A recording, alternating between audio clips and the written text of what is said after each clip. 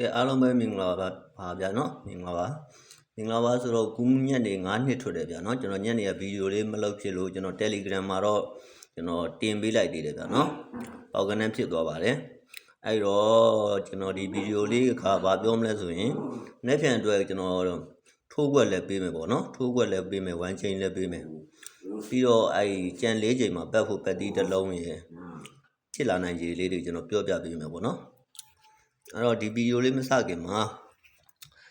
ဗီဒီယိုလေးမစခင်မှာဗာပြောချင်လဲဆိုတော့ကျွန်တော်အောက်ကTelegram မှာကျွန်တော် Telegram channel လေးရှိပါတယ်เนาะ join ထားလို့ရပါတယ်နောက်ပြီးတော့မကြည့်ရသေးတဲ့ကျွန်တော်ဗီဒီယိုတွေမကြည့်ရသေးတဲ့သူတွေကြည့်မိလဲ like and subscribe လေးလုပ်သွားပေးပါဗျာเนาะအဲ့တော့ကျွန်တော်မနေ့ကပြောခဲ့တယ်ကကျွန်တော်က168ခွေမယ်ဆိုပြီးတော့ခွေနိုင်တယ်ဆိုပြီးတော့ပေါ့เนาะကျွန်တော်ကအပိုင်တွက်ပြီးတော့ကျွန်တော်168အခွေ3ခွက်ကိုထိုးတယ်ဗျာเนาะထိုးတယ်83ကိုတော့အရန်နေနေထိုးတယ်မနေ့ကနည်းနည်းရတယ်ညနေလည်းနည်းနည်းရတယ်ဗျာနော်ညနေကကျွန်တော်9နောက်ပိတ်ကြိုက်တာအဲ့တော့2 5ကိုတင်ထိုးတယ်9နှစ်ကို short ထိုးတယ်ပေါ့နော်အဲ့လိုဖြစ်သွားတယ်အဲ့တော့အဲ့ဒါမပြောရင်မနေ့ပြန်ဖြစ်စဉ်လေးကျွန်တော်ပြန်ပြောပြမယ်ပေါ့နော်ကျွန်တော်83ဆိုပြီးတော့ကျွန်တော်ပေါ့နော်ပါဝါနဲ့ကျွန်တော်တောက်ကြနေညနေဆုံးပြီးတော့အင်္ဂါနေ့မနေ့မှာ9နောက်ပိတ်တယ်9နောက်ပိတ်ပြီးတာနဲ့သူကဗုဒ္ဓဟူးနေ့မှာကျွန်တော်တို့168အညိနဲ့ကစားတယ်ပေါ့နော်ဒီလိုပေါ့ဒီလို83ထွက်တယ်9နောက်ပိတ်တယ်168အညိနဲ့ကစားတယ်ပေါ့နော်အဲ့တော့အတိုင်းပဲညနေကြတော့ဘယ်လိုကစားသွားလဲဆိုတော့ကျွန်တော်တို့ဒီ40ပေါ့40ကိုပေါ့နော်40ကိုကျွန်တော်တို့ဒီကခွန်ကူကနေပါဝါလှမ်းပြီးတော့ကျွန်တော်တို့9က4ဆိုပြီးတော့ရိုက်တယ်ပေါ့နော်ပါဝါနဲ့ပြီးရင်အပေါ်ကဟိုဟာလည်းပဲကျွန်တော်တို့ပေါ့နော်5တစ်ကလည်းပါဝါနဲ့ပေါ့နော်3.6ဆိုပြီးတော့ကျွန်တော်တို့3နဲ့ဆို40ဆိုပြီးတော့အပြီးထွက်တယ်အဲ့တော့ပေါ့နော်အဲ့ဒီပိုင်းလေးပေါ့နော်ဒီမှာလည်းပဲအဲ့လိုပဲ9နောက်ပိတ်တယ်ကျွန်တော်တို့168အညီနဲ့16ဆိုပြီးတော့ထွက်ထားတာရှိတယ်ဗျာနော်အဲ့မှာအပေါ်မှာ50ဆိုတယ်ညနေဟိုတောက်ကြံနေမနေ့မှာဆုံးထားတယ်ဆုံးထားပြီးတော့အဲ့လိုဖြစ်ပြီးတာနဲ့ညနေပိုင်း40ပဲတစ်ခါပြန်ထွက်တယ်9ကနေပြီးတော့9ပါဝါ4အပေါ်က9ကနေပြီးတော့9ပါဝါ3နဲ့40ဆိုပြီးတော့အပေးထွက်တယ်ဗျာနော်အဲ့လိုပဲဒီမှာ49ဆိုပြီးတော့ကျွန်တော်ပါဝါနဲ့ဆုံးတယ်ပါဝါနဲ့ဆုံးပြီးတာနဲ့ကျွန်တော်တို့အင်္ဂါနေ့မှာ9နောက်ဆင်းပိတ်တယ်9နောက်ဆင်းပိတ်ပြီးတာနဲ့ကျွန်တော်တို့ဘာဖြစ်လဲဆိုတော့2ပါဝါခွန်အပေါ်ကလည်း2ပါဝါခွန်ဆိုပြီးတော့ပါဝါဆုံးပြီးတော့ကျွန်တော်ခွန်တစ်လုံးချသွားတာကိုတွေ့ရတယ်ပေါ့နော်အဲ့တော့အခုညနေကိုကျွန်တော်ကအဲ့ဒါကျွန်တော်ဘုနော် Telegram မှာတော့တင်ပေးလိုက်သေးတယ်ဗျာနော်အဲ့တော့တင်ပေးလိုက်သေးတယ်ဆိုတော့ Telegram ကြီးတဲ့ဝင်ထားတဲ့သူတွေတော့တွေ့တယ်ဗျာနော်လူကတော့နည်းနည်းပဲရှိပါသေးတယ်အဲ့တော့အခုမနေ့နောက်နေ့ကိုဆက်ပြီးတော့အဲ့ဖြစ်စဉ်အတိုင်းဖြစ်မယ်ဆိုလို့ရှိရင်ကျွန်တော်တို့အဲ့ကနေပြီးတော့ဗာဆက်ဖြစ်လဲဆိုတော့ကျွန်တော်တို့ဒီမှာထူးခြားချက်တွေအများကြီးရှိတယ်ပေါ့နော်အဲ့လိုတွေဖြစ်ပြီးတာနဲ့ကျွန်တော်တို့ဖြစ်ပြီးတာနဲ့ပေါ့နော်ကျွန်တော်တို့ကြာသာပတိမနေ့ကိုမနေ့မှာလာပြီးတော့9ဆိုပြီးတော့ဒီမှာလာထွက်တယ်ညနေပိုင်း40ဆိုတာကျွန်တော်တို့ခွန်9ရဲ့ပါဝါနဲ့9တစ်ကပါဝါနဲ့ပေါ့နော်အဲ့အနေပြီးတော့40ချတယ်ခွန်9ရဲ့ပါဝါဆိုတော့9ပါဝါ4 9တစ်ကပါဝါဆိုတော့9ပါဝါ3ညပေါ့နော်40ဆိုပြီးတော့ထွက်ပြီးတာနဲ့အဲ့အင်္ဂါနေ့ညနေခနဲ့65ကနေပြီးတော့55ဆိုပြီးတော့အပြီးဆင်းပြီးတယ်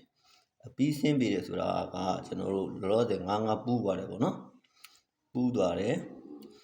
အဲ့တော့55ပူးသွားတယ်ပေါ့နော်နောက်တစ်ခါကျွန်တော်ဒီမှာ50ဆိုပြီးတော့တောက်ကြနေမနဲ့ထွက်ပြီးတာနဲ့အင်္ဂါနေ့မှာ9နောက်ဆင်းပိတ်တယ်40ဆိုပြီးတော့9ပါဝါ4နဲ့အပေါ်က9ကနေ9ပါဝါ3နဲ့40ဆိုပြီးတော့အပြီးထွက်တယ်ပြီးတာနဲ့10ဆိုတဲ့ခဏကနေပြီးတော့အောက်က15ဆိုတဲ့ခဏကိုကျွန်တော်တို့အပြီးပေးတယ်ဘယ်လိုပေးလဲဆိုတော့1က10က1ချိန်နဲ့1တစ်လုံးနဲ့3ပါဝါ5နဲ့15ဆိုပြီးတော့ထွက်တယ်ပေါ့နော်ဒါအပြီးပေးချက်တွေပေါ့နော်ပြီးပေးချက်တွေဆိုတော့ကျွန်တော်အဲ့ဒါခဏလေးရွေးထုတ်ထားတယ်ဗျာနော်မနေ့တော့နေထက်ထိုးကိုတင်တယ်ပေါ့နော်အဲ့တော့1ချိန်ကတော့အမာအနေနဲ့အကင်မဲ့1ချိန်တစ်ခုပြီးမှပြောပြမယ်အဲ့တော့အမှ49ဆိုပြီးတော့ဆုံးထားတယ်ဆုံးထားပြီးတော့လည်းကျွန်တော်တို့2ပါဝါခွန်ဆိုပြီးတော့9နောက်ပိတ်အင်္ဂါနေ့မနေ့9နောက်ဆင်းပိတ်ပြီးတာနဲ့9နောက်ဆင်းပိတ်ပြီးတာနဲ့ကျွန်တော်တို့အဲ့လိုမျိုးပေါ့နော်2ပါဝါခွန်ဆိုပြီးတော့အမှ1ခွန်ဆိုပြီးတော့ထွက်တယ်ပေါ့နော်ပြီးတာနဲ့အင်္ဂါနေ့ညနေကနေ40ကနေပြီးတော့ အောက်မှာအပီးဆင်းပြီးတယ်4က4ဆိုပြီးတော့ပေးပြီးတော့4ပါဝါ6ဆိုပြီးတော့ကျွန်တော်တို့4 9ဆိုပြီးတော့အပီးပေးတယ်ပေါ့နော်အဲ့ဒါဆိုရင်ကျွန်တော်တို့ကအခုဘာကိုသုံးရမလဲဆိုလို့ရှိရင်ကျွန်တော်တို့ကဒီမှာကလည်းအဲ့လိုပဲပေါ့နော်38ဆိုပြီးတော့ဆုံးတယ်ခွန်9ဆိုပြီးတော့6နောက်ပိတ်တယ်6နောက်ပိတ်ပြီးတာနဲ့ကျွန်တော်တို့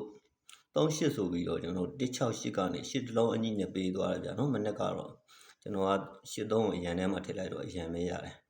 အဲ့တော့ညနေပိုင်းကျတော့ကျွန်တော်တို့ခွန်9ကနေပြီးတော့ခွန်ပါဝါ2နဲ့31ကနေပြီးတော့3ပါဝါ5ဆိုပြီးတော့5နှစ်ဆိုပြီးတော့ချပေးသွားတယ်ဗျာနော်အဲ့တော့ဖြစ်လာနိုင်ခြေကဘာရှိလဲဆိုတော့ကျွန်တော်တို့အခုနောက်နေ့မနေ့ပေါ့နော်ဂျာတာပေးမနေ့တို့434ကနေပြီးတော့ကျွန်တော်တို့ဒီမှာ1 chain နဲ့အပီးလှမ်းပေးဖို့ရရှိတယ်အဲ့တော့1 chain နဲ့အပီးဆိုရင်ဘယ်လိုပေးမလဲဆိုတော့1 chain ကတော့3လေးကိုယူရမှာပေါ့နော်3လေးဆိုတော့3လေး1 chain ကိုကျွန်တော် power နဲ့ဆိုရင်တော့8 9နဲ့တွဲရမယ်ပေါ့နော်အဲ့တော့3လေး1 chain ကိုကျွန်တော်တို့8 9နဲ့တွဲရမယ်ကျွန်တော်တို့3လေးကို3လေး chain ကိုကျွန်တော်တို့က8 9နဲ့တွဲရမယ်ပေါ့နော်အဲ့တော့8 9နဲ့တွဲရမယ်အဲ့တော့3 4 1 chain ကို8 9နဲ့တွဲရမယ်ဆိုတော့ကနန်းကဘယ်နှဝက်ဖြစ်မလဲဆိုတော့ဟောပေါ့နော်ကျွန်တော်တို့အပူးမပါလို့ရှိရင်ကျွန်တော်တို့ဟိုဟာ၄ခွက်ပေါ့နော်၄ခွက်ရမယ်အဲ့ဒါပြီးမှကျွန်တော်ရေးထားပြီးသားရှိတယ်ကျွန်တော်ပြီးမှပြအဲ့တော့နောက်ထပ်လေ့လာကြည့်အောင်ဆိုတော့ကျွန်တော်တို့38ဆိုတဲ့ကဏ္ဍပေါ့နော်38ဆိုတဲ့ကဏ္ဍထွက်ပြီးတိုင်းမှာကျွန်တော်တို့ဖြစ်နေကြ38ထွက်ပြီးတယ်အဲ့လိုမျိုးပဲပါဝါတွေပေါ့နော်အဲ့လိုမျိုးပါဝါတွေထွက်ပြီးတိုင်းမှာသူက38ဆိုတဲ့ပါဝါအဲ့လိုပေါ့နော်ကြာတာပတင်းနေ့တောက်ကြနေမနေ့မှာဒီမှာကျွန်တော်မဝိုင်းရသည်ဒီမှာထွက်ပြီးတိုင်းမှာသူကအဲ့လိုမျိုး1 chain ပေးတယ်ဗျာနော်အပေါ်မှာကြည့်မယ်ဆိုလို့ရှိရင်အင်္ဂါနေ့ညနေကနေ6နှစ်ကနေပြီးတော့2ဆိုပြီးတော့အပြီးရိုက်သွားတယ်နှစ်ပူးနဲ့ပြီးတော့ဒီမှာ83ဆိုတဲ့ကဏ္ဍကထွက်ပြီးတော့ကျွန်တော်တို့အင်္ဂါနေ့ညနေကနေ3ကနေပြီးတော့ဒီမှာ80ဆိုပြီးတော့အပြီးပေးသွားတယ်ဗျာနော်3ပါဝါ8နဲ့3တစ်လုံးနဲ့ပေါ့နော်အဲ့တော့အဲ့ကဏ္ဍ၄ခွက်ကမဆိုးလို့ပြောလို့ရတယ်ဗျာမဆိုးလို့ပြောလို့ရတယ်ဆိုတော့အဲ့ကဏ္ဍ၄ခွက်က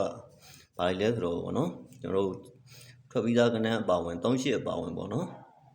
38ပါဝင်ကျွန်တော်တို့ဆွမ်းနာတွဲမယ်ဆိုရင်3 4နဲ့8 9ကိုတွဲရမှာပေါ့နော်3 9 4 9 38 48ပေါ့နော်အဲ့တော့3848ကျွန်တော်ပြီးမှရိုက်ဟွာရေးပြီးသားလေးပြမယ်အဲ့တော့ကျွန်တော်ပတ်တီးကမနေ့ကပြောထားတာတော့ဟွာဗီဒီယိုပြန်ကြည့်ရင်သိလိမ့်မယ်ဗျာနော်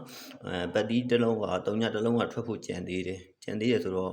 မနေ့ကတော့နေ့ပြန်အတွက်ကမနေ့ပိုင်းကတော့ကျွန်တော်တိတ်ပြီးတော့အာမထားဘူးပေါ့နော်3ညကိုဟုတ်လဲဆိုတော့ခြားတွေးတဲ့ထဲမှာ3ညတိတ်မတွေ့ဘူးပေါ့နော်အဲ့တော့နောက်ထပ်တစ်ခုပြောချင်တာက38ညနေပိုင်း38ပေါ့နော်ဒီလို38ထွက်ပြီးတိုင်းမှာနောက်တစ်ပတ်ထဲမှာအဲ့38အဲ့လောက်ကြနေမနေ့ပိုင်းထွက်ပြီးတိုင်းမှာနောက်တစ်ပတ်ထဲမှာအပူးထွက်တယ်ဗျာနော်ဒီမှာ2ဆိုပြီးတော့နှစ်ခါထွက်တယ်နောက်တစ်ခါ83ဆိုပြီးတော့ထွက်ပြီးတိုင်းမှာနောက်တစ်ပတ်ထဲမှာအပူးထွက်တယ်ဘယ်ရောက်ပါလဲအပူးဒီမှာ88ဆိုပြီးတော့နော်အပူးထွက်တယ်ပေါ့နော်အဲ့တော့နောက်တစ်ခါလဲဒီမှာ83ပေါ့နော်83ထွက်တယ်နောက်တစ်ပတ်ထဲမှာလဲအပူးထွက်တယ်ပေါ့နော်များသောအားဖြင့်ထွက်တာအဲ့လိုမနေ့ပိုင်းပေါ့နော်အဲ့ကြာတာပတင်းနေမကြော်ဘူးပေါ့နော်ထွက်တတ်တယ်ဆိုတော့မနေ့ပြန်အပူးကနည်းနည်းတတိထားမဲ့သဘောရှိတယ်ပေါ့နော်အဲ့တော့ကျွန်တော်ကအဲ့3 4ကိုအပူးအပါဝင်ကျွန်တော်ခဏ6ခွက်ပေါ့နော်ရေးထားတယ်ရေးထားဆိုတော့ကျွန်တော်ဗီဒီယိုအရှည်ကြီးမလုပ်ချင်လို့ပေါ့နော်ဗီဒီယိုအရှည်ကြီးမလုပ်ချင်လို့ကျွန်တော်အခက်တိုးရင်းနဲ့လိုရင်းနဲ့တိုးရှင်းမဲ့ပြောတာပေါ့နော်ပတ်တီးကတော့ကျွန်တော်ပြောတဲ့အတိုင်းပေါ့နော်ဟို3ညကိုဆက်ပြီးတော့ပတ်ထားပေါ့နော်အဲ့တော့အပူးထွက်နိုင်ကြီးကမနေ့ပြန်မှာအားကောင်းတယ်ပေါ့နော်မနေ့ပြန်မှာအပူးထွက်နိုင်ကြီးအားကောင်းတယ်အဲ့တော့ကျွန်တော်ရေးထားတာပြမယ်ဗျာနော်ရေးထားတာလေးအရင်မှာပေါ့နော်33ရယ်44ရယ်48ရယ်49ရယ်39ရယ်38ရယ်ပေါ့နော်38ကတော့အရန်ထဲမှာပဲထည့်လိုက်ပေါ့နော်မနေ့ကထွက်ထားတာဆိုတော့ဒီနေ့မနေ့မှာထွက်ထားတာဆိုတော့အဲ့တော့အရန်ထဲမှာထည့်လိုက်တာမနေ့ပြန်မနေ့အတွက်ပါဗျာနော်မနေ့ပြန်မနေ့3344 ပေါ့နော်အပူကြရင်3344ပေါ့နော်သူကအပီးပေးတယ်ဆိုတော့ဒီမှာသူကအပီးပေးသွားတယ်ဗျ6နှစ်ကနေပြီးတော့ကျွန်တော်တို့2ဆိုပြီးတော့အပူနဲ့ပေးသွားတယ်6နှစ်ကနေပြီးတော့ဒီမှာလဲ83ဆက်ပြီးတော့33ကနေပြီးတော့3ကနေပြီးတော့3ဆိုပြီးတော့3ပါဝါ8နဲ့80ဆိုပြီးတော့အပီးပေးထားတယ်ဒီမှာရောက်ဖြစ်စဉ်အတိုင်းဆိုရင်ဒီမှာ4ပါဝါ9ဆိုပြီးတော့49ဆိုပြီးတော့အပီးပေးသွားတယ်ဒီမှာလဲကျွန်တော်တို့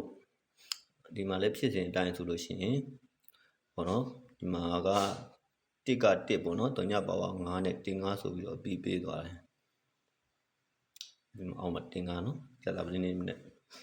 ပြီးတော့ဒီမှာလည်းပဲဖြစ်စဉ်အတိုင်းပေါ့နော်ဆန္ဒဖြစ်စဉ်အတိုင်းဆိုရင်65နေပြီးတော့55ဆိုပြီးတော့ကျွန်တော်တို့အပူနဲ့အပီးပေးသွားတယ်ပေါ့နော်အဲ့တော့ကျွန်တော်တို့3489ကအပီးခွေမဲ့သဘောပေါ့နော်အပူပါအပီးခွေမဲ့သဘောလို့ပြောလို့ရတယ်ပေါ့နော်ပြောလို့ရတယ်ဆိုတော့ဗီဒီယိုကတော့ရှေ့ချေမလို့ဘူးဗျာနော်အရန်ရှေ့လို့ရှိရင်ကြည့်ရသူလည်းဘာမှဖြစ်ဘူးအဲ့တော့ကျွန်တော်အောက်က description က Telegram channel လေးကိုလည်း join ပေးပါအောင်နောက်ပြီးတော့နောက်တစ်ခုရှိတာကဟောပေါ့နော်အရင်ကြီးတဲ့မိတ်ဆွေတွေလည်းဒီမှာပြန်ပြီးတော့ဗီဒီယိုတွေတင်ပေးနေတယ်ဆိုတဲ့အကြောင်းလေးရောမကြည့်ဘူးတဲ့သူတွေရှိရင်လည်းပဲပေါ့နော်ကျွန်တော်အခုဖုန်းတောက်ကဟိုရှာမတွေ့သေးလို့လက်နဲ့ဆိုတော့နည်းနည်းလေးခါနေတယ်ကင်မရာအဲ့တော့မကြည့်ဘူးတဲ့သူတွေရှိရင်လည်းကြည့်ခဲ့မိလို့ရှိရင် like and subscribe လေးလုပ်သွားပေးဖို့မမေ့ပါနဲ့ဗျာနော်အဲ့တော့ဒီနေ့ကတော့ဒီလောက်ပါပဲ3ညပတ်တီးရယ်အပူးရယ်မနေ့ပြန်မှာအပူးရယ်တတိထားဖို့လိုပါတယ်ဗျာနော်ပြီးတော့ကျွန်တော်ထုံးတာပြထားတဲ့ဒီကနန်းလေးတွေကိုထိုးကြည့်ပါဗျာနော်အဲ့တော့ဗီဒီယိုလေးကတော့ဒီလောက်ပါပဲအားလုံးပဲကြည့်တဲ့သူအားလုံးကျေးဇူးတင်ပါတယ်ဗျာနော်ပေါက်ကြပါစေ